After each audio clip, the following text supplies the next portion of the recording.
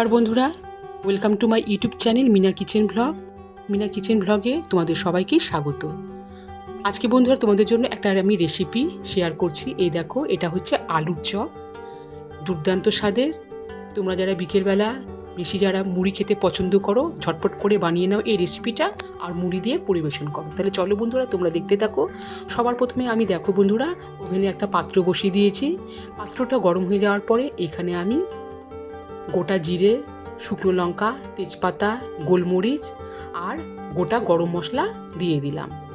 দিয়ে দেওয়ার পরে আমি হালকা ফ্রাই করার পরে এটাকে আমি মিক্সচারে গ্রাইন্ড করে নিয়েছি।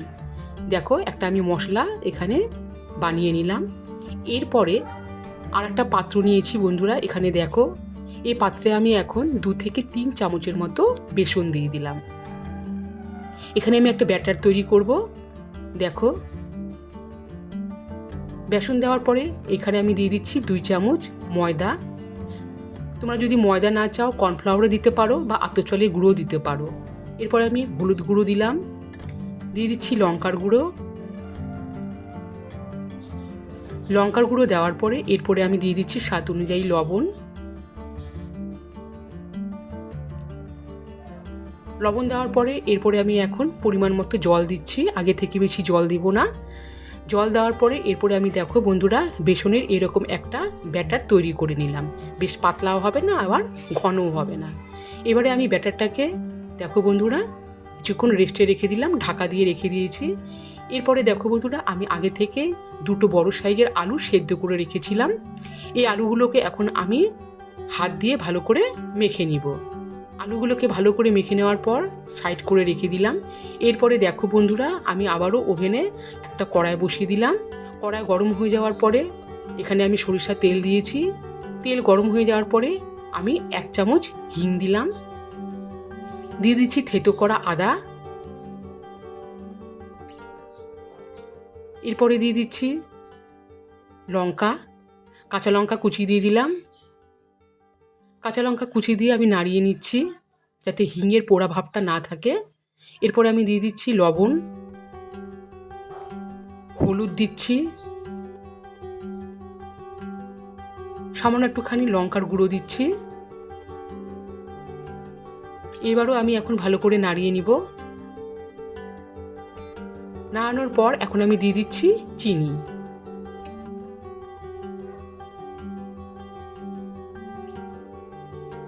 এই দেখো বন্ধুরা, এরপর আমি দিয়ে দিচ্ছি আগে থেকে সেদ্ধ করা আলু। সেদ্ধ করা আলু দিয়ে এবারও আমি কিন্তু বেশ সুন্দর করে নাড়িয়ে নিচ্ছি। এটা নাড়াতে নাড়াতে একদম বেশ সুন্দর একটা আঠালো অবস্থায় থাকবে। এই দেখো বন্ধুরা, এরকম হবে আলুর এই প্রসেসিংটা। তো ভালো করে নাড়ানোর পর দেখো বন্ধুরা, এখন আমি দিয়ে দিচ্ছি আগে থেকে ভেজে রাখা সেই মশলার গুঁড়োগুলো। সেই মশলার গুঁড়ো দিয়ে এবারও আমি কিন্তু ভালো করে নাড়িয়ে নিচ্ছি। আর এই মশলার গুঁড়োটা বেশ সুন্দর একটা ফ্লেভার দেয়, খুব ভালো লাগে।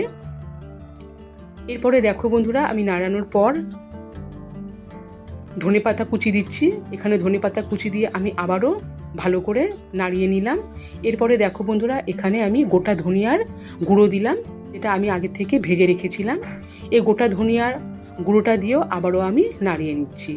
এরপরে দেখো বন্ধুরা, নামানোর পর কিছুক্ষণ আমি এটা রেখে দিয়েছিলাম ঠান্ডা হওয়ার জন্য।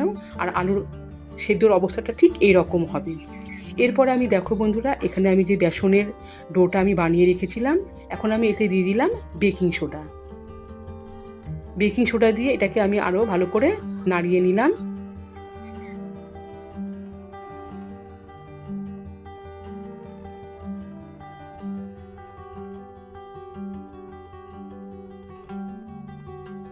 আর এদিকে আমি একটা থালা নিয়েছি, থালার উপরে আমি শুকনো বেসন ছড়িয়ে দিলাম। এই দেখো,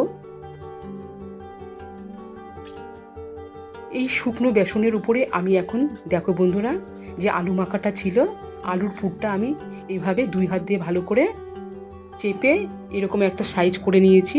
এই দেখো, পাতলা করে। তো আলুর পুরটাকে আমি পাতলা করে এইভাবে হাত দিয়ে একটা আকার করে নিয়েছি। এরপরে আমি দেখো বন্ধুরা, আলুর পুরটাকে আমি বেসনের ব্যাটারের মধ্যে দিয়ে এখন আমি সাদা তেলে ভেজে নিব। এই দেখো বন্ধুরা, দেওয়ার সঙ্গে সঙ্গে কিন্তু আলুর চপগুলো কিন্তু একদম ফুলে উঠেছে। এখন আমি একটা একটা করে সবগুলোই ভেজে নিচ্ছি, তোমরা দেখতেই থাকো। আর আশা করছি আমার এই রেসিপিটা তোমাদের অবশ্যই ভালো লাগবে। এটা খেতেও দারুণ লাগে। দেখো বন্ধুরা, কালারটাও কত সুন্দর এসেছে আর কত সুন্দর ফুলে উঠেছে। আর এই চপগুলো এখন রেডি বন্ধুরা। আমি এখন এই চপগুলোকে নামিয়ে নেব। এই দেখো বন্ধুরা, আমি এখন এটাকে নামিয়ে নিয়ে তোমাদের কাছে সার্ভ করব।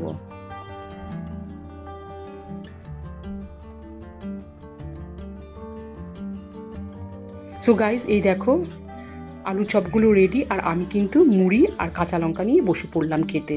আশা করছি তোমাদের এই রেসিপিটা অবশ্যই ভালো লাগবে। আর আমার এই ভিডিওগুলো তোমরা প্রথম থেকে শেষ পর্যন্ত দেখবে। আর আমার নতুন বন্ধুরা, প্লিজ তোমাদের কাছে একটাই রিকোয়েস্ট, প্লিজ আমার চ্যানেলের সাথে সংযুক্ত থাকো। আর এই দেখো বন্ধুরা, আমি একটা চপ তোমাদের কাছে ভেঙে দেখাচ্ছি। এটা খেতে অসম্ভব দারুণ লোভনীয় একটা রেসিপি তোমাদের কাছে শেয়ার করলাম। তাহলে বন্ধুরা, আবারও একটা রেসিপি নিয়ে তোমাদের কাছে আমি খুব তাড়াতাড়ি হাজির হয়ে যাব। সবাই ভালো থেকো, সুস্থ থেকো।